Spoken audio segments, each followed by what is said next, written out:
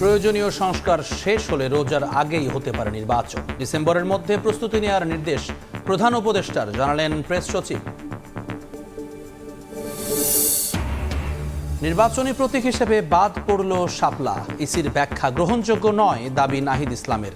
নতুন রাজনৈতিক দলের নিবন্ধন পেতে বাধা তৈরির অভিযোগ। দিনরাত অবিরাম বর্ষণ, পানির তোড়ে বাঁধে ভাঙন, সড়ক যোগাযোগ বিচ্ছিন্ন হয়ে দুর্ভোগে লাখ লাখ মানুষ। 3 বোর্ডে আজকের এইচএসসি পরীক্ষা স্থগিত। অপেক্ষা শেষ হচ্ছে 19 লাখেরও বেশি শিক্ষার্থীর। এসএসসি ও সমমান পরীক্ষার ফল প্রকাশ আজ, থাকছে না কোনো আনুষ্ঠানিকতা।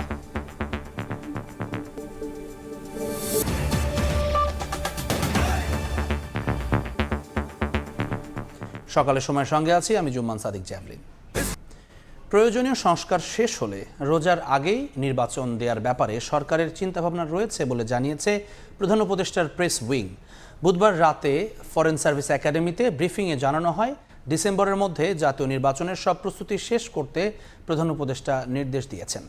আর বিগত 3টি নির্বাচনে দায়িত্ব পালনকারী কর্মকর্তা বাদ দিয়ে অন্য কর্মকর্তাদের নির্বাচন পরিচালনার পরিকল্পনা রয়েছে। প্রতিটি ভোট কেন্দ্রেই পুলিশ বডি ক্যামেরা ব্যবহার করবে জানিয়ে প্রেস উইং বলছে, নির্বাচনে আইনশৃঙ্খলা বাহিনীর 8 লাখ প্রশিক্ষিত সদস্য মোতায়েন করা হবে। জাতীয় নির্বাচনে আইনশৃঙ্খলা পরিস্থিতি সহ নিরাপত্তা সংক্রান্ত সার্বিক বিষয়ে বুধবার প্রধান উপদেষ্টার সঙ্গে বৈঠকে বসেন স্বরাষ্ট্র উপদেষ্টা, পুলিশ মহাপরিদর্শক, বিজিবি মহাপরিচালক, আনসার ও গ্রাম প্রতিরক্ষা বাহিনীর মহাপরিচালক।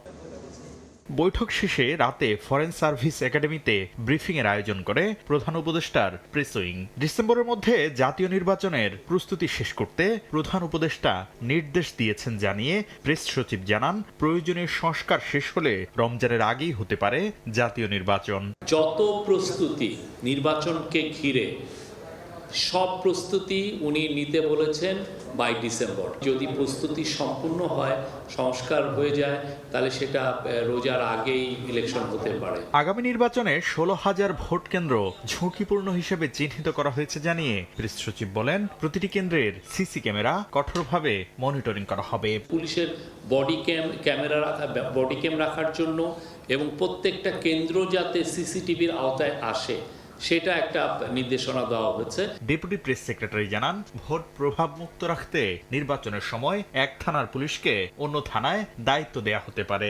গত 3টা বিতর্কিত জাতীয় নির্বাচনে যেসব পোলিং অফিসার এবং প্রিসাইডিং অফিসার দায়িত্ব পালন করেছেন, তাদেরকে বাদ দিয়ে এবার যাতে নির্বাচনী কর্মকর্তা নিয়োগ দেওয়া যায় কিনা সেই বিষয়টাও যাতে খতিয়ে দেখা হয়। প্রেস উইং বলছে, আগামী নির্বাচনে সেনাবাহিনীকে স্ট্রাইকিং ফোর্স হিসেবে রাখার পাশাপাশি ভোটের দিন ইন্টারনেট সচল রাখার বিষয়ে আলোচনা হয়েছে।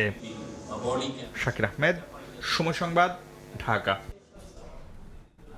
নির্বাচনী প্রতীক হিসেবে শাপলাকে নির্বাচন পরিচালনা বিধিমালার তফসিলভুক্ত না করার বিষয়ে নীতিগত সিদ্ধান্ত নিয়েছে নির্বাচন কমিশন। শাপলা জাতীয় প্রতীক হওয়ায় দলের জন্য নির্বাচনী প্রতীক হিসেবে তা বরাদ্দ নিয়ে বিতর্কের মধ্যে এই সিদ্ধান্ত নিল কমিশন। এদিকে নির্বাচনী প্রতীক হিসেবে শাপলা বাদ দেওয়ার ক্ষেত্রে ইসির ব্যাখ্যা গ্রহণযোগ্য নয় বলে দাবি করেছেন এনসিপি আহ্বায়ক নাহিদ ইসলাম। নতুন রাজনৈতিক দলের নিবন্ধন পেতে বাধা তৈরির অভিযোগও করেছেন তিনি। সম্প্রতি দলীয় প্রতীক হিসেবে শাপলা চেয়ে নির্বাচন কমিশনে আবেদন করে জাতীয় নাগরিক পার্টি ও নাগরিক ঐক্য, তবে কোনো দলই পাচ্ছে না এই প্রতীক। বুধবার নির্বাচন কমিশনার আব্দুর রহমানুল মাসুদ জানান, শাপলাকে নির্বাচনী প্রতীক হিসেবে বিধিমালার তফসিলভুক্ত না করার নীতিগত সিদ্ধান্ত নিয়েছে ইসি। ফলে কোনো রাজনৈতিক দল তাদের প্রতীক হিসেবে শাপলা পাবে না। আপাতত শাপলা শিবির তফসিলভুক্ত না করার নীতিগত সিদ্ধান্ত। যেহেতু জাতীয় প্রতীক, আইন আছে, ব্যবহারে বিধিনিষেধ আরোপ করা হয়েছে, প্লাস হচ্ছেও প্রতীকে এই একাধিকবার এই বিষয়টা বহু আগে থেকে এটাকে বাতিল করা হয়েছে। কাজে এখন আর আপাতত এটা না রাখাটাই যুক্তি হয়ে বলে আমরা মনে করি। আগামী সংসদ নির্বাচন সামনে রেখে আগের 69টি প্রতীক থেকে বাড়িয়ে অন্তত 115টি প্রতীক দল ও স্বতন্ত্র প্রার্থীর জন্য বরাদ্দ করতে যাচ্ছে ইসি। এদিকে নির্বাচন প্রতীক হিসেবে শাপলা বাদ দেওয়ার ক্ষেত্রে ইসির ব্যাখ্যা গ্রহণযোগ্য নয় বলে দাবি করেছেন এনসিপি আহ্বায়ক নাহিদ ইসলাম। জাতীয় প্রতীকের যে বিষয়টা, সেটা আমরা সিএসির সাথে কথা বলেছি যে জাতীয় প্রতীক কেবল শাপলা নয়, সেটা এটা প্যাকেজ। ধানের শীষ রয়েছে, তারকা রয়েছে, এবং ধানের শীষ তারকা আরও 2টি দলের মার্কা রয়েছে, সো শাপলা কেন হইতে পারবে না। আর যদি জাতীয় ফল বা ফুলের ক্ষেত্রে আসা হয়, জাতীয় ফলও একটা দলের প্রতীক রয়েছে, তাহলে জাতীয় ফুল হিসেবে কেন থাকবে না। ফলে ইসি যে ব্যাখ্যাটি দিয়েছে সেই ব্যাখ্যাটা গ্রহণযোগ্য না, এবং এই ইসি আসলে এটাকে নিরপেক্ষ আচরণ করছে কিনা যাতে সন্দেহ তৈরি হচ্ছে। কারণ আমরা প্রথম থেকেই বলে আসছি যে ইলেকশন কমিশন নিরপেক্ষ আচরণ করছে না, একটা দলের দিকে ঝুঁকে গেছে। ফলে এটা দিন থেকে দিন আরও স্পষ্ট হচ্ছে, এবং যদি এরকম হয় তাহলে এই ইসি গ্রহণযোগ্যতা হারাবে। এদিকে দলটির উত্তরাঞ্চলের মুখ্য বুধবার মধ্যরাতে নিজের ভেরিফাইড ফেসবুক অ্যাকাউন্টে দেয়া এক পোস্টে নির্বাচন কমিশনের নেওয়া সিদ্ধান্তের বিষয়ে সমালোচনা করেন। বলেন, শাপলা যদি রাজনৈতিক দলের প্রতীক হিসেবে স্বীকৃতি না পায়, তাহলে ধানের শীষও প্রতীক হিসেবে গ্রহণযোগ্য হওয়া উচিত নয়। এনসিপি তাদের নিবন্ধনের আবেদনের দলীয় প্রতীক হিসেবে শাপলা সহ 3টি প্রতীকের নাম প্রস্তাব করে। তাদের পছন্দের অন্য 2টি প্রতীক হল কলম ও মোবাইল ফোন। রায়দুল ইসলাম শুভ, সময় সংবাদ, ঢাকা। ভারী বৃষ্টিপাত ও উজানের ঢলে ফেনীতে বাঁধ ভেঙে 50টি গ্রাম প্লাবিত হয়েছে। চট্টগ্রাম, নোয়াখালী, বরিশালেও জলাবদ্ধতায় দুর্ভোগ পোহাচ্ছেন বাসিন্দারা। ফেনীর পরশুরাম ও ফুলগাজীর মোহরী, কহুয়া, সিলোনিয়া এবং ছাগলনাইয়ার 20টি স্থানে এরই মধ্যে বাঁধ ভেঙেছে। নতুন করে মুন্সিরহাট ও আনন্দপুর ইউনিয়ন এবং ছাগলনাইয়ার রেজুমিয়া, মহামায়া ও রাধানগরে কমপক্ষে আরও 10টি স্থানে বাঁধ ভাঙার খবর পাওয়া গেছে। প্লাবিত এসব এলাকায় পানিবন্দী হয়ে চরম দুর্ভোগে কয়েক হাজার মানুষ। এদিকে গত 3 দিনের বৃষ্টিতে নোয়াখালীর সদর, কোম্পানিগঞ্জ, কবিরহাট ও সুবর্ণচরে সৃষ্টি হয়েছে জলাবদ্ধতা। ইতোমধ্যে বন্যা পরিস্থিতি বিবেচনায় কুমিল্লা বোর্ড এবং সারা দেশে কারিগরি ও মাদ্রাসা শিক্ষা বোর্ডের বৃহস্পতিবারের পরীক্ষা স্থগিত রাখা হয়েছে। এদিকে বৃষ্টিতে বরিশাল নগরীর বিভিন্ন সড়কে সৃষ্টি হয় জলাবদ্ধতা। এদিকে কখনো কখনো ঝিরিঝিরি, কখনো ভারী রাতভর বৃষ্টি হয়েছে রাজধানীতেও। আগামী 5 দিন বৃষ্টি অব্যাহত থাকার পূর্বাভাস দিয়েছে আবহাওয়া অফিস।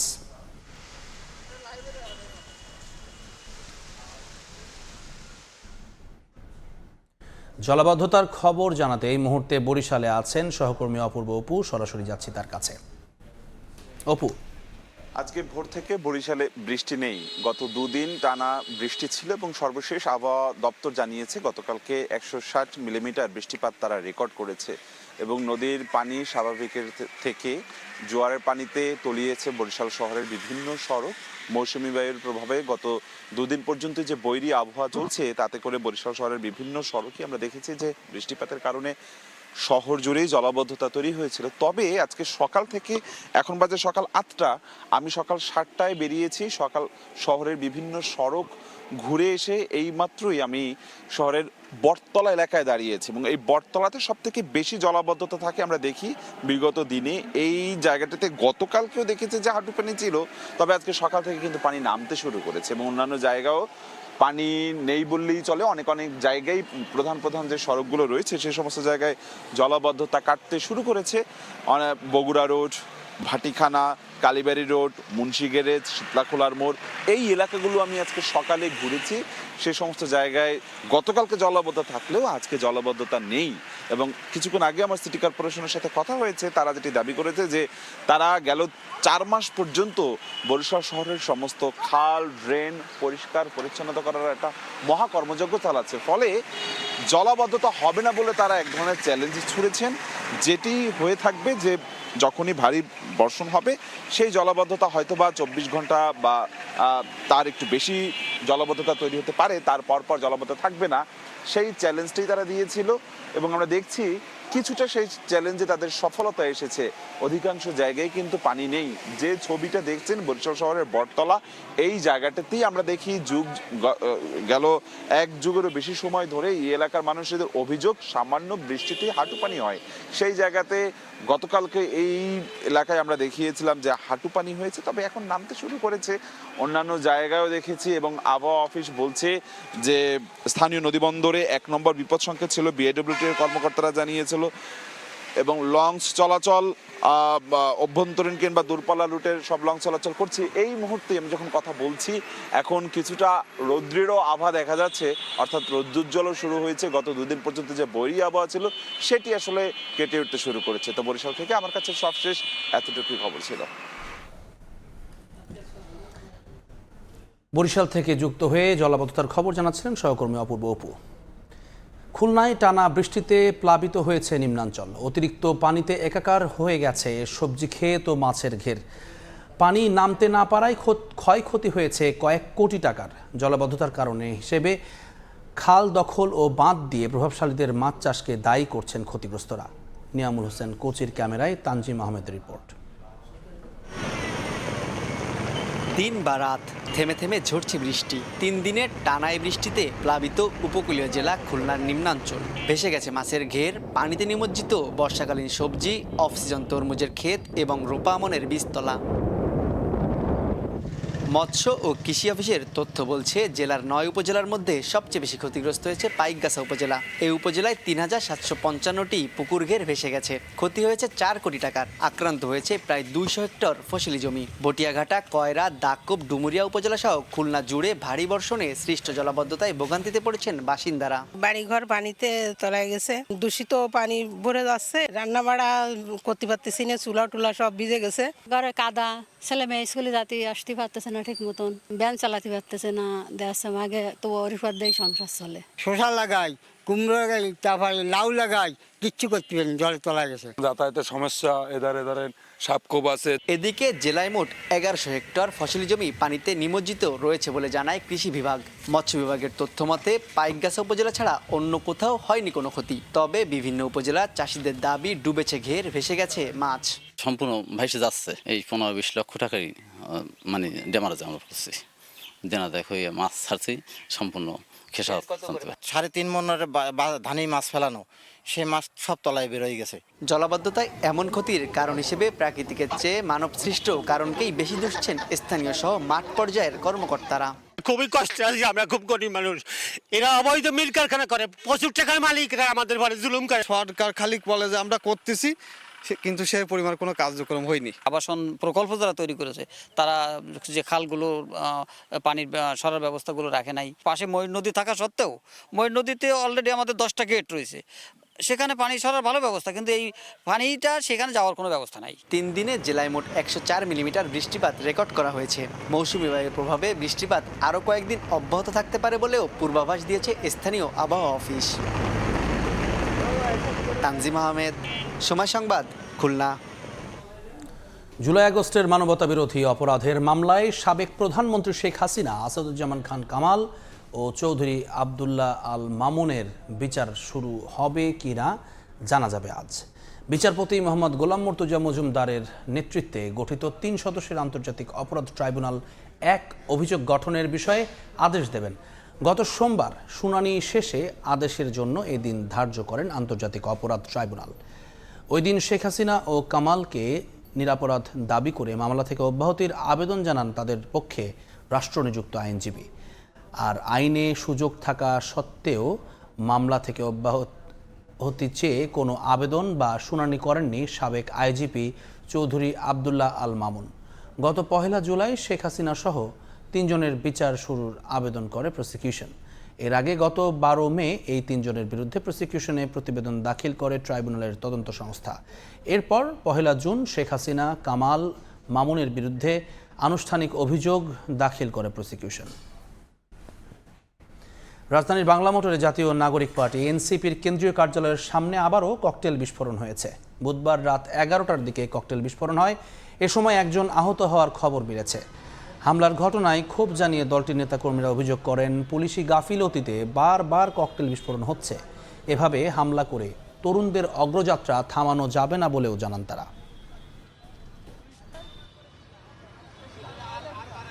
প্রাইভেট কার স্লো করছে, স্লো করে রানিং এ মাইরে চলে গেছে। যখন আমি চায়ের দোকানের ওদিকে আমার ছেলে পেলে ওদিকে শুনলো, তখনই ককটেলটা মারলো। প্রতিদিন এই ককটেল মেরে মেরে চলে যাচ্ছে, এটা তো কাম্য না। আইন শৃঙ্খলা বাহিনী কিন্তু চাইলে এগুলাকে নিয়ন্ত্রণ করতে পারে।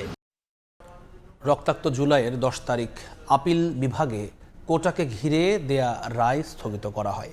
তবে শিক্ষার্থীরা জানান, তাদের দাবি আদালতের কাছে নয়, সরকারের কাছে। তাই রাজপথে চলতে থাকে বাংলা ব্লকেড। তারা চান স্থায়ী সমাধান, কিন্তু বিচার ও নির্বাহী বিভাগ শিক্ষার্থীদের কটাক্ষ করতে থাকে প্রতিনিয়ত। এদিনও সাবেক প্রধান বিচারপতি বলেন, রাস্তায় স্লোগান দিয়ে রায় পরিবর্তন হয় না, আর আদালতের সিদ্ধান্তই চূড়ান্ত বলে মন্তব্য করেন ওবায়দুল কাদের। কেমন ছিল গত বছরের 10 জুলাই? বিস্তারিত মাইমুনা হায়দার চৌধুরীর প্রতিবেদনে।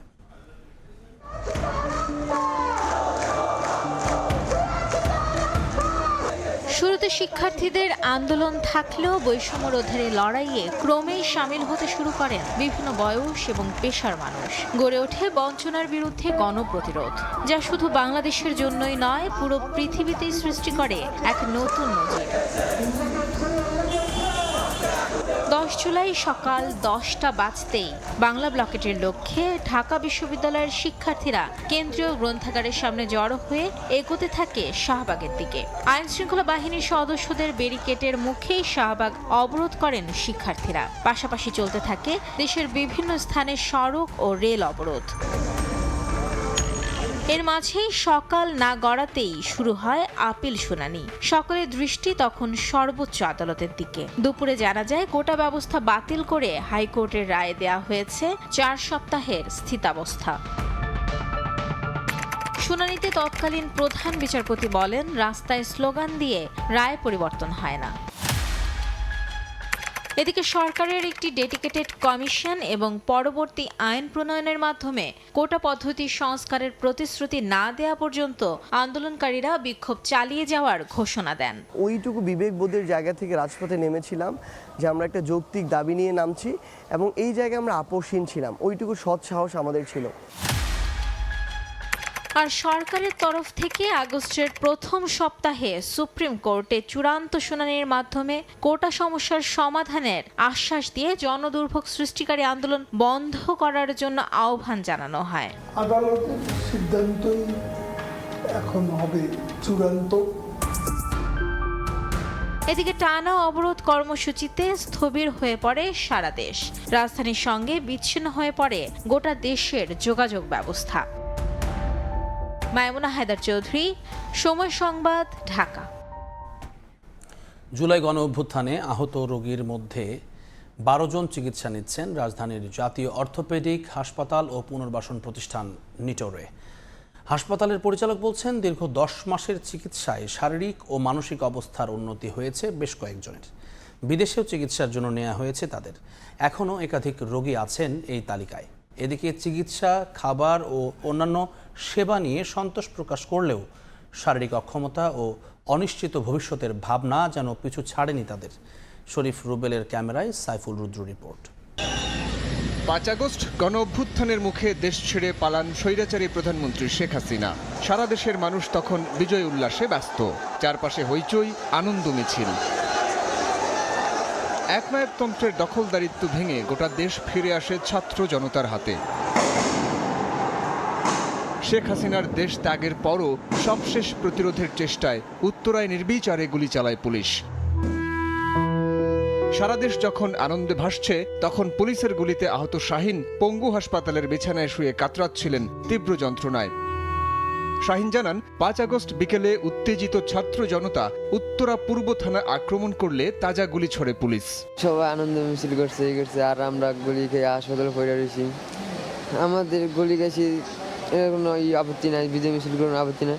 আমরা খুনি হাসিনার দেশ তাড়া করছি, এটাই আমাদের আনন্দ।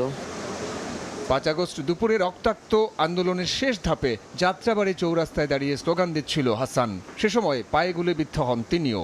শটগান, মানে আমি এখানে, ও আমার থেকে মনে হয় 4 ফুট দূরে এরকম সাইজে গুলি করছে আমার। অপারেশন 12টার মতন করছে, বলতেছে তোমার যা করার মানে দরকার ছিল আমাদের, আমরা সব করছি। তোমার এখন একটা সমস্যা আছে ভিতরে, এটার জন্য তোমাকে বাইরে পাঠানো লাগবে। এখন তারা আমাকে বাইরে পাঠানোর জন্য প্ল্যান করতেছে। তারা প্রথম থেকে ওষুধপত্র দিতেছে, ওষুধপত্র আলোর মধ্যে ঝামেলা হইতেছে না। চিকিৎসা সেবা নিয়ে আক্ষেপ না থাকলেও কর্মহীন ভবিষ্যতের শঙ্কায় চিন্তিত গুলিবিদ্ধ ইব্রাহিম সহ অন্যরা। আমার বাচ্চাটা হসপিটাল থেকে হাঁটা শিখছে, হসপিটালে থেকেই সে টুকটাক কথা বলা শিখতেছে, সরকার খাবার দিচ্ছে, ওই খাবার খেয়ে আমার ফ্যামিলি চলতেছে। সরকার যদি একবেলা খাবার বন্ধ করে দেয় তা আমার ফ্যামিলি না খেয়ে থাকবে। আমরা যে কষ্ট করছি সেজন্য আমরা কিছু চাই না, যোগ্যতা অনুযায়ী আমাদেরকে জাস্ট একটা কর্মসংস্থানের ব্যবস্থা করে দেয়, এটাই সরকারের কাছে আকুল আবেদন। নিটোর পরিচালক বলছেন, বর্তমানে চিকিৎসাধীন রোগীদের অবস্থা স্থিতিশীল। এখন যারা আছেন এদেরও হাসপাতালে থাকাটা একেবারে জরুরি কিছু নয়। যদি পরবর্তীতে কারো এমন হয় যে তার ভর্তির প্রয়োজন আছে, তার কোনো অপারেশনের প্রয়োজন আছে, সেটি আমরা তখন ভর্তি করব বা অপারেশন করব, এবং তাদেরকে ফলো আপে যতদিন প্রয়োজন হবে তাদেরকে আমরা বহির্বিভাগের তাদের জন্য সেই সুযোগ রয়েছে। এ পর্যন্ত একাধিক রোগীকে উন্নত চিকিৎসার জন্য সিঙ্গাপুর ও থাইল্যান্ডে পাঠানো হয়েছে। পরিচালক জানান, রেসিডুয়াল ডিসফাংশন অনেক ক্ষেত্রে রোগীর কর্মক্ষমতা কমিয়ে দেয়। প্রয়োজনে বিদেশে চিকিৎসার বিষয়টি সরকার ভেবে দেখবে বলেও জানান তিনি। সাইফুল রুদ্র, সময় সংবাদ, ঢাকা। সকালের সময় আরও থাকছে উৎসব উদযাপনে বিষাদের ছায়া। রংপুরে বিয়ের দাওয়াত খেয়ে ফেরার পথে নিয়ন্ত্রণ হারিয়ে বাস পুকুরে 3 জন নিহত, আহতদের উদ্ধার করে হাসপাতালে ভর্তি। 2025-26 শিক্ষাবর্ষের এসএসসি ও সমমান পরীক্ষার ফলাফল প্রকাশিত হবে আজ। 2 মাসেরও কম সময়ে এবার ফল প্রকাশ করতে যাচ্ছে শিক্ষা মন্ত্রণালয়। এবছর ফল প্রকাশে কোনো আনুষ্ঠানিকতা বা বিশেষ অনুষ্ঠান থাকছে না। এসএসসি ও সমমান পরীক্ষার ফলাফল দুপুরে প্রকাশিত হবে, যা শিক্ষা বোর্ড সমূহের ওয়েবসাইটে, সংশ্লিষ্ট পরীক্ষা কেন্দ্র বা শিক্ষা প্রতিষ্ঠান এবং SMS এর মাধ্যমে জানা যাবে। গত 10 এপ্রিল 9টি সাধারণ শিক্ষা বোর্ড, কারিগরি শিক্ষা বোর্ড ও মাদ্রাসা শিক্ষা বোর্ডের অধীনে এসএসসি ও সমমানের পরীক্ষা শুরু হয়, যা গত 13 মে শেষ হয়। এবছর 19 লাখেরও বেশি শিক্ষার্থী পরীক্ষায় অংশগ্রহণ করেছে। ট্রাম্পের আগ্রাসী শুল্ক আরোপে $2 থেকে $3 বিলিয়ন মার্কিন ক্রয়াদেশ হারানোর শঙ্কা করছেন তৈরি পোশাক শিল্পের উদ্যোক্তারা। স্বল্পমেয়াদী বিকল্প কোনো বাজারের সন্ধানও নেই তাদের কাছে। তবে মধ্য ও দীর্ঘমেয়াদে রপ্তানি বাজার সম্প্রসারণে বৈচিত্র্যময় পণ্য তৈরির পাশাপাশি ব্র্যান্ডিং বাংলাদেশের ওপর গুরুত্ব দিচ্ছেন তারা। যুক্তরাষ্ট্রসহ অন্য দেশ থেকে দ্বিপাক্ষিক বাণিজ্য সুবিধা আদায়ে অর্থনৈতিক কূটনীতি শক্তিশালী করার পরামর্শ অর্থনীতিবিদদের। কামরুল হাসান সবুজের রিপোর্ট। আমেরিকা যে ট্যারিফটা ইম্পোজ করলো, এটাতে আমাদের ইন্ডাস্ট্রি ক্ষতিগ্রস্ত হবে। মার্কিন যুক্তরাষ্ট্র যে পদ্ধতি নিচ্ছেন, এটা WTO যে সংস্থা যে আইনকরণ আছে সেটার পরিপন্থী। ইউরোপীয় ইউনিয়নের পর বাংলাদেশের দ্বিতীয় শীর্ষ রপ্তানি গন্তব্য যুক্তরাষ্ট্র। দেশটির চাহিদা মেটাতে গেল বছর $840 কোটি পণ্য রপ্তানি করেছে বাংলাদেশ। বছর ব্যবধানে যা বেড়েছে 1.1%। মার্কিন বাণিজ্য প্রতিনিধি দপ্তর USTR এর তথ্য, 2024 সালে যুক্তরাষ্ট্রে 10.6% শুল্ক দিয়ে $477 কোটি 51 লাখ ওভেন আর 12% শুল্ক দিয়ে $262 কোটি 45 লাখ নিট পোশাক রপ্তানি করেছে বাংলাদেশ। একই সময়ে বাংলাদেশ থেকে 5.2% শুল্কে $34 কোটি 17 লাখ ক্যাপ, 15.5% শুল্ক দিয়ে $25 কোটি 19 লাখ ফুটওয়্যার, 6.8% শুল্কে $18 কোটি 80 লাখ হোম টেক্সটাইল, 4% শুল্কে $13 কোটি মূল্যের পরচুলা ও মানুষের চুল আর 8.9% শুল্কে $10 কোটি 79 লাখ চামড়াজাত পণ্য রপ্তানি হয়েছে মার্কিন বাজারে। এই বাজারেই আগামী 1 আগস্ট থেকে বাংলাদেশি পণ্য রপ্তানিতে বিদ্যমান শুল্কের সঙ্গে আরও 35% যোগ করার ঘোষণা দিয়েছেন মার্কিন প্রেসিডেন্ট। অর্থাৎ আগামী মাস থেকে দেশটিতে নিট ওভেন পোশাক রপ্তানিতে শুল্ক পড়বে 45.6% থেকে 47%। এই শুল্ক আরোপে আলোচনায় থাকা $2 থেকে $3 বিলিয়ন মার্কিন ক্রয়াদেশ বাংলাদেশে না আসার শঙ্কা করছেন তৈরি পোশাক শিল্প মালিকরা। ইমিডিয়েটলি আপনি দেখতে পারেন $2-3 বিলিয়ন অর্ডার সরে যেতে পারে বা প্লেস না হতে পারে, যেটা প্রজেকশনে ছিল। তাহলে স্বল্প মধ্য দীর্ঘমেয়াদী বিকল্প কি? বিকল্প কিন্তু ওভারনাইট হবে না। এই কারণে যে এই নতুন বাজারটা তৈরি করতে অনেক সময় লাগবে। মার্কেট ডাইভার্সিফিকেশন করাটা এটা আমাদের একটা দীর্ঘমেয়াদী অবজেক্টিভ, কিন্তু সেটা তো আমরা অনেকদিন ধরে করতে পারি না। দীর্ঘমেয়াদে নতুন করে বাজার খোঁজার পাশাপাশি স্বল্প মধ্যমেয়াদে বর্তমান রপ্তানি গন্তব্যে হিস্সা বাড়ানোর তাগিদ দিচ্ছেন উদ্যোক্তারা। এজন্য পণ্য বৈচিত্র্যকরণে, উৎপাদনে নীতি ও আর্থিক সহায়তা আর বিপণনে ব্র্যান্ডিং বাংলাদেশে জোর দেওয়ার পরামর্শ তাদের। এই মার্কেটগুলোর সাথে কিন্তু বাংলাদেশের পরিচিতি আছে, কিন্তু এই জায়গাগুলোয় কিন্তু আমরা এখন আমাদের ফুল পোটেনশিয়াল ট্যাপ করতে পারিনি। এখানে আমাদের স্ট্রং ওইসব দেশে প্রেজেন্স এবং ব্র্যান্ডিং খুব দরকার। ওই দেশের কাস্টমারগুলোর সাথে আমাদের এঙ্গেজমেন্ট আরও বেশি স্ট্রংলি করতে হবে। এদিকে রপ্তানি বাজার সম্প্রসারণে যুক্তরাষ্ট্রের সঙ্গে জুলাই আলোচনায় সীমাবদ্ধ না থেকে লাগাতার নতুন কৌশলে বৈঠক করার পরামর্শ দিচ্ছেন অর্থনীতিবিদরা। ট্রাম্প উনি বলেছেন যে জুলাই মাসের মধ্যে আলোচনা শেষ করতে। হ্যাঁ, ফাইন, জুলাই মাসের মধ্যে আলোচনা শেষ করার চেষ্টা করতে হবে।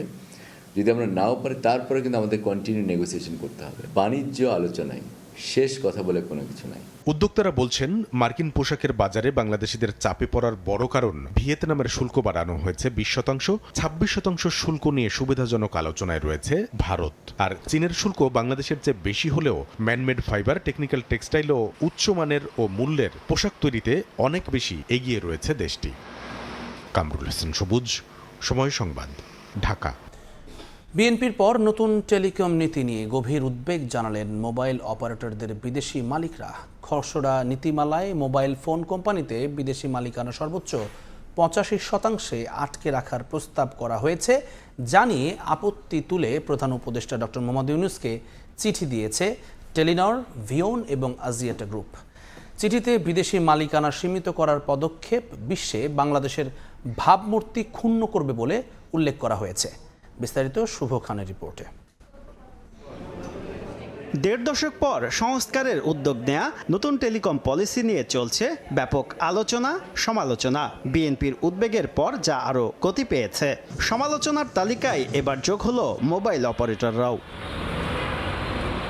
নতুন খসড়া নীতিমালায় মোবাইল ফোন অপারেটর কোম্পানিতে বিদেশিদের মালিকানা সর্বোচ্চ 85% রাখার প্রস্তাব করা হয়েছে। অন্যান্য অপারেটরদের ক্ষেত্রে এই সীমা সর্বোচ্চ 65%।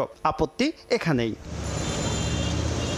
বর্তমানে গ্রামীণ ফোনের 55.8% শেয়ার নরওয়ের টেলিনরের হাতে, বাকি 44.2% শেয়ার দেশীয় উদ্যোক্তাদের কাছে। রবির 90% শেয়ার মালয়েশিয়ার আজিয়াটা গ্রুপের হাতে। পুঁজিবাজারে আছে মাত্র 10%।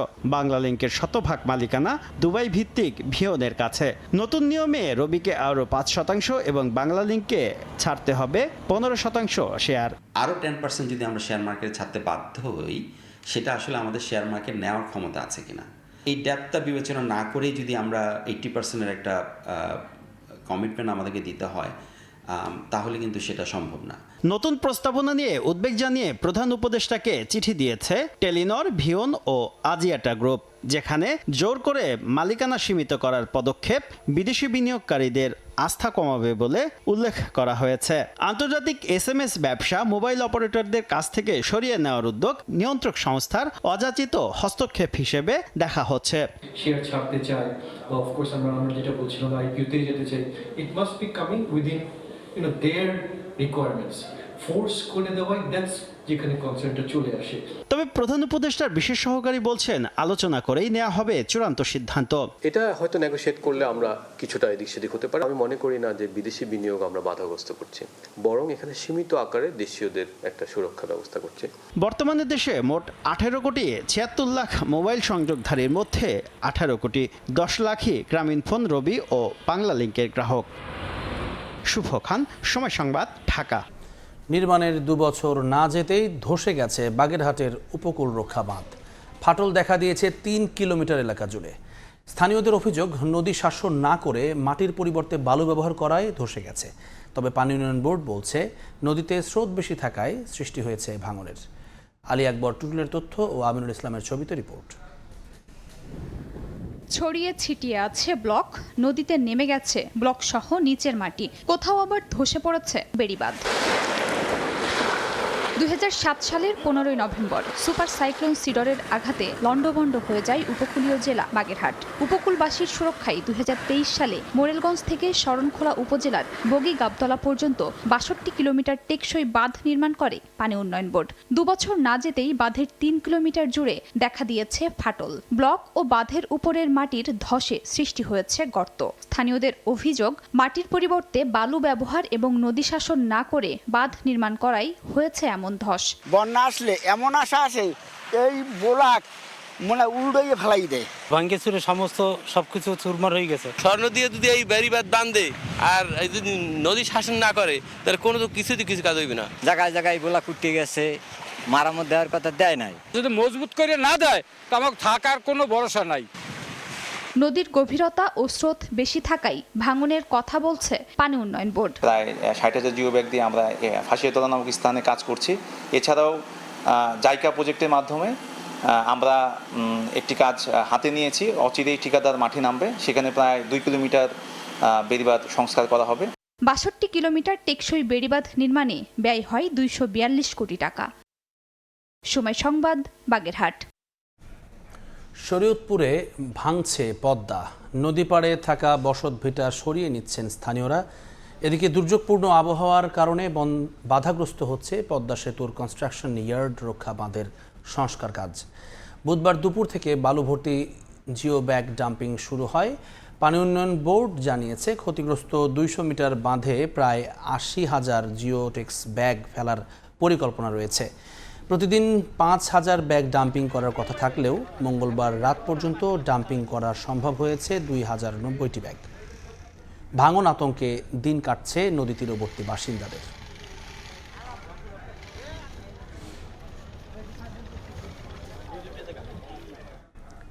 দেশে মোট কৃষকের অর্ধেকের বেশি নারী। এতে দেশের খাদ্য নিরাপত্তা যেমন নিশ্চিত হচ্ছে, তেমনি বাড়ছে জিডিপি। অথচ পারিবারিক, সামাজিক ও রাষ্ট্রীয় কোনো ক্ষেত্রেই তাদের যথাযথ মূল্যায়ন নেই। বিশেষজ্ঞরা বলছেন, নারীদের নারী কৃষক হিসেবে স্বীকৃতি দিয়ে সরকারি নীতিমালাকে মাঠ পর্যায়ে বাস্তবায়ন করা উচিত।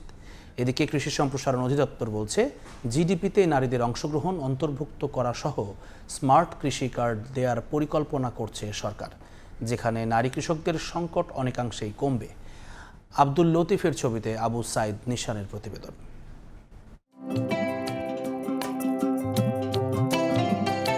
প্রতিনিয়ত গৃহস্থালী কাজের পাশাপাশি সবজি চাষ, পশুপালন, ধান কাটা, ধানের বীজ ছিটানো সহ যাবতীয় সব কাজই করেন কুড়িগ্রামের পাঁচগাছি ইউনিয়নের বেলি বেগম।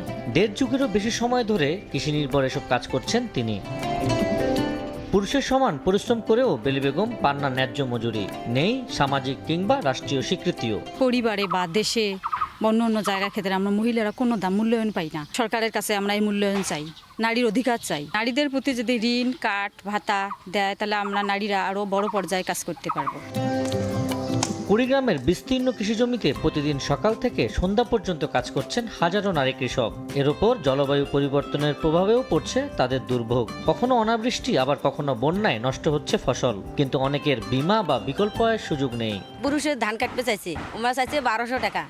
তারপরে আমরা মহিলা কছি আমরা ধান কেটে দেবো, আমাকে 1000 টাকা দিলে হবে। তারপরে আমরা ধান টান কাটি বাড়িতে নিয়ে যা দিছি, পরে আমাকে 150 টাকা দিছে। সরকার থেকে আমাদেরকে বীজ দেখ, আমরা এই দিয়ে ফলনটা আরো বেশি করতে পারি, কিন্তু আমরা তো পাই না। কৃষি অফিস থেকে ট্রেনিং দিত, সবকিছু শিখে ফসলটা ভালো করতাম। না দিলে কেমনে করি করব। নারীরা শুধু কৃষকই নন, তারা ভবিষ্যতের খাদ্য নিরাপত্তার অন্যতম ভিত্তি। এখন শুধু তাদের প্রয়োজন ন্যায্য মজুরি, প্রাপ্ত সম্মান, কাজের স্বীকৃতি, পাশাপাশি জলবায়ু সহনশীল টেকসই সহায়তা। নারী কৃষকের অবস্থার উন্নতি করতে হলে সরকারি নীতিমালাকে মাঠ পর্যায়ে বাস্তবায়ন করা জরুরি বলে অভিমত বিশেষজ্ঞদের। যারা অগ্রাধিকার পাওয়ার কথা, যারা আসলেই চিহ্নিত হওয়ার কথা, যে নারীদের কথা আমরা বলছি, সেই নারীরা কৃষক হিসেবে এখানে অন্তর্ভুক্তি হওয়াটা গুরুত্বপূর্ণ। নীতিমালাটা নারী বান্ধব করা, মাঠ পর্যায়ে বাস্তবায়নের জায়গায় কাজ করা। গভর্নমেন্টের যারা দায়িত্বপ্রাপ্ত আছেন, আমাদের নারী কৃষকদেরকে এগিয়ে আনতে হবে, তাদেরকে সুযোগ সৃষ্টি করতে হবে। বিভিন্ন কৃষি কার্ড বা অন্যান্য ক্ষেত্রে নারীদেরকে অন্তর্ভুক্তি করতে হবে। কৃষিখাত বিশেষজ্ঞদের মতে নারী কৃষকের সমস্যা সমাধানে সবচেয়ে জরুরি তাদের সেন্ট্রাল ডেটাবেস তৈরি করা। সেন্ট্রাল ডেটাবেসটা আমরা যদি এনশিওর করতে পারি, তাহলে আমাদের যে কৃষিখাতে কৃষকরা যে চ্যালেঞ্জের মোকাবেলাগুলি করতেছেন, সেই চ্যালেঞ্জগুলো আমাদের জন্য মোকাবেলা করা কিন্তু সহজ হয়ে যাবে। আমাদের খাদ্য নিরাপত্তা কিন্তু ততই কিন্তু শক্তিশালী হবে এবং স্বয়ংসম্পূর্ণ হবে। এদিকে স্থানীয় কৃষি সম্প্রসারণ অধিদপ্তর বলছে, স্মার্ট কৃষি কার্ডের আওতায় জমির মালিক না হলেও কৃষিতে বর্গা দেয়া নারীদের আর্থিক সহায়তার পাশাপাশি জিডিপিতে তাদের অবদান অন্তর্ভুক্তির উদ্যোগ নিয়েছে সরকার। স্মার্ট কৃষি কার্ডটা আরও স্মার্ট হবে এবং এখানে আরও স্পেসিফিক হবে এবং আরও এই সেবার যে পরিসর বা স্কোপ আরও বৃদ্ধি পাবে। জিডিপিতে তাদের অবদানটা নির্দিষ্টকরণ দরকার, তাহলে আরও উৎসাহিত হবে তারা। কৃষি প্রধান বাংলাদেশে নারী কৃষকদের নিয়ে এখনই যথাযথ কর্মপরিকল্পনার পরামর্শ সংশ্লিষ্টদের। আবু সাইদ নিশান, সময় সংবাদ, কুড়িগ্রাম। যুক্তরাষ্ট্রের টেক্সাসে ভয়াবহ বন্যায় মৃতের সংখ্যা বেড়ে দাঁড়িয়েছে 119 জনে। এখনও নিখোঁজ রয়েছেন অন্তত 173 জন। তাদের উদ্ধারে অভিযান অব্যাহত আছে। দেশটির আরেক অঙ্গরাজ্য নিউ মেক্সিকোতে আকস্মিক বন্যায় এ পর্যন্ত 3 জনের মৃত্যু হয়েছে। ক্ষতিগ্রস্ত হয়েছে অন্তত 35টি ঘরবাড়ি। অন্যদিকে টানা বৃষ্টিতে আকস্মিক বন্যায় বিপর্যস্ত হয়ে পড়েছে চীনের দক্ষিণ পশ্চিমাঞ্চলের কয়েকটি প্রদেশ। টানা বৃষ্টিতে আকস্মিক বন্যায় বিপর্যস্ত হয়ে পড়েছে চীনের কয়েকটি প্রদেশ। বুধবার দিনভর প্রবল বর্ষণে শানঝি, চংকিং ও গুইঝু প্রদেশের বিভিন্ন এলাকা প্লাবিত হয়। রাস্তায় ভেসে যায় যানবাহন। পাহাড় থেকে নামা ঢলে নদীর পাড় ভেঙে গেছে কিছু এলাকায়। শানঝির ওয়েনানে অন্তত 500 মানুষকে নিরাপদ আশ্রয়ে সরিয়ে নেওয়া হয়। হুয়াঝু এলাকায় 90 মিনিটে বৃষ্টিপাত হয় 210 মিলিমিটার, যা পরিস্থিতিকে আরও কঠিন করে তোলে। দেশটির দক্ষিণাঞ্চলীয় প্রদেশ গুইঝুতে টানা বৃষ্টিতে ভূমিধসের আশঙ্কায় শতাধিক মানুষকে সরিয়ে নেওয়া হয়। পানির তোড়ে হাইওয়ে ক্ষতিগ্রস্ত হয়েছে, ধসে গেছে প্রায় 50 মিটার রাস্তা। প্রদেশের বিভিন্ন শহরে দেখা দিয়েছে মারাত্মক জলাবদ্ধতা। চীনা আবহাওয়া বিভাগ পূর্বাভাসে জানিয়েছে ভারী বৃষ্টিপাত আরও কয়েকদিন চলতে পারে, তাই ভূমিধস ও নতুন করে বন্যার আশঙ্কা করছে কর্তৃপক্ষ। এদিকে যুক্তরাষ্ট্রের নিউ মেক্সিকো অঙ্গরাজ্যের রুইডেসো গ্রামে আকস্মিক পাহাড়ি ঢলে কয়েকজন প্রাণ হারিয়েছেন। জীবিত উদ্ধার করা হয়েছে বেশ কয়েকজনকে। ক্ষতিগ্রস্ত হয়েছে অন্তত 35টি ঘরবাড়ি। মার্কিন ভূতাত্ত্বিক জরিপ সংস্থার মতে রুইডেসো নদীর পানি 1 ঘন্টার মধ্যে প্রায় 20 ফুট বেড়ে যায়। এখনও বন্যা সতর্কতা জারি রেখেছে স্থানীয় কর্তৃপক্ষ। একই সঙ্গে আছে ভূমিধসের সতর্কতাও। অন্যদিকে টেক্সাসেও বন্যায় বেড়েছে মৃতের সংখ্যা। নিখোঁজ রয়েছেন শতাধিক। তাদের উদ্ধারে এখনও চলছে অভিযান। শুক্রবার বন্যা কবলিত এলাকা পরিদর্শনে যাবার কথা রয়েছে মার্কিন প্রেসিডেন্ট ডোনাল্ড ট্রাম্পের। ফরহাদ চৌধুরী, সময় সংবাদ। ক্রিকেটের খবর। ওয়ানডে নিয়ে কাটা ছেঁড়ার আগেই টি-20 সিরিজে মাঠে নামতে হচ্ছে টাইগারদের। আগের ব্যর্থতা ভুলে ভালো শুরুর প্রত্যাশা টাইগার অধিনায়ক লিটন দাসের। বোলিং বৈচিত্র্যের কারণে সংক্ষিপ্ত সংস্করণেও লঙ্কানদের ফেভারিট মানছেন লিটন। জবাব দিলেন নিজের ওয়ানডে ব্যাটিং নিয়েও। অন্যদিকে স্পোর্টিং উইকেট প্রত্যাশা স্বাগতিকদের। তারাও মুখিয়ে জয় দিয়ে সিরিজ শুরু করতে। ম্যাচ শুরু হবে বাংলাদেশ সময় সন্ধ্যা 7:30টায়। শ্রীলঙ্কার ক্যান্ডি থেকে তারেক হাসান শিমুলের রিপোর্ট। টি-20 সিরিজ পূর্ব সংবাদ সম্মেলন হলেও অধিনায়ক লিটন দাসকে জবাবদিহিতার মুখে পড়তে হয়েছে ওয়ানডে ব্যাটিং নিয়ে। কিভাবে দলে আসলেন, এসেও যে ব্যর্থ হলেন। তবে শর্টার ফরম্যাটের অধিনায়ক কোনো ভনিতা না করেই অকপটে স্বীকার করলেন ব্যর্থতা। চেষ্টা করেছেন ঠিকই, কিন্তু কেন যেন হয়ে উঠছে না। যে কোনো জায়গায় খেললে আমি চেষ্টা করি 100% দেওয়ার। আমি চেষ্টাই করতে পারবো। আমি এটা আগেও অনেকবার বলেছি যে আমি আমার চেষ্টা, আমি যেমন প্র্যাকটিসও করি, আমি সেম চেষ্টাও মাঠে করি। অনেক সময় হয়তো বা ফেলিয়ার চলে আসে, সাকসেস রেটটা খুব একটা আসে না। কী কারণে ফেলিয়ার হচ্ছে এটা জানাটা খুব ইম্পর্টেন্ট, এবং আমি ওইটা ট্রাই করতেছি ওখান থেকে কীভাবে ফাইন্ড আউট করে বের হয়ে আসতে। টেস্ট ওয়ানডে দুটো সিরিজই স্বাগতিকদের পকেটে। লঙ্কানরা একরকম আধিপত্যই দেখিয়েছে ওয়ানডে সিরিজে। এমন দুই সিরিজের পর টি-20তে কোন দল থাকছে এগিয়ে, টাইগার অধিনায়ক অবশ্য তার ব্যাখ্যা দিলেন। টি-20 ফরম্যাটটা এমন, আপনি যদি পার্টিকুলার ডেটে খুব ভালো ক্রিকেট খেলেন, আপনার 2-3টা প্লেয়ার খুব ভালো ক্রিকেট খেলে, আপনি ম্যাচ বের করে নিতে পারবেন। বাট অবভিয়াসলি যেটা বললাম যে তারা হোম কন্ডিশনে বেটার সাইড, বিকজ তাদের হাতে খেলার অভিজ্ঞতা আছে এই গ্রাউন্ডে খুব বেশি, এবং ম্যাক্সিমাম প্লেয়ার, যদি বলি আমি ওভারঅল তাদের বোলিং সেটটা একটু বেটার। আমার কাছে মনে হয় একটু মিস্ট্রি টাইপের বলার তারা ম্যাক্সিমাম। সো আমাদের ওই জিনিসটা নিয়ে একটু চেষ্টা করতে হবে। ওয়ানডে শেষ হতে না নামতে হচ্ছে অনেক ক্রিকেটার টানা খেলার মাঝে। যারা দেশ থেকে এসেছেন তাদের বিষয়টা ভিন্ন। অধিনায়ক অবশ্য পেশাদার ক্রিকেটার হিসেবে মানিয়ে নেয়ার পরামর্শই দিলেন। টেস্ট ফরম্যাট খেলেছি, টেস্টের মতন খেলার চেষ্টা করেছি। ওয়ানডে ফরম্যাটে তারা আমাকে সুযোগ দিয়েছিল, আমি আমার সুযোগটা কাজে লাগাতে পারিনি। হোপ যে আবার যখন ডোমেস্টিক খেলবো, আবার পারফর্ম করবো, দেন আবার তারা আমাকে মনে করবে যে আমি বেস্ট 11-এ থাকার মতন, অবশ্যই আমাকে সুযোগ দেবে। টি-20 ফরম্যাটটা তো অনেকদিন ধরে খেলতেছি, এবং আমাদের কয়েকটা সিরিজও গেছে কিছুদিন আগে।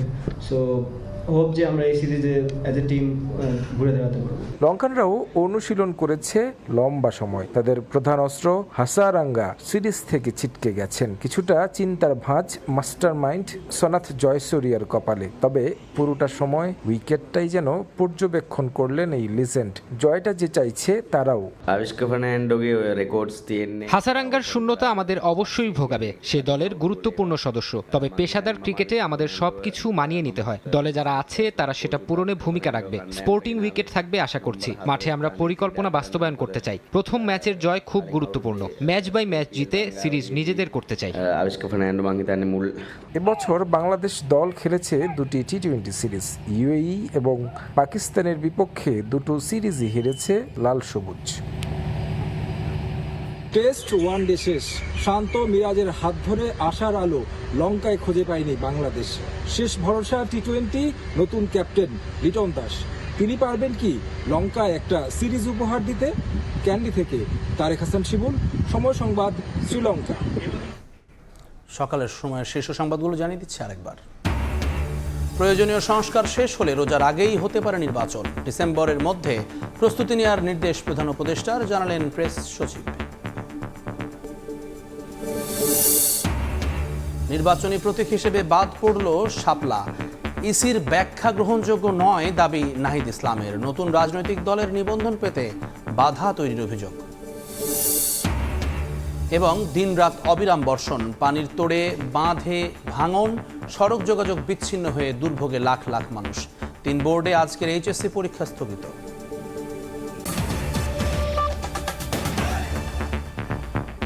এই ছিল সকালের সময়। সঙ্গেই থাকুন সময়ের।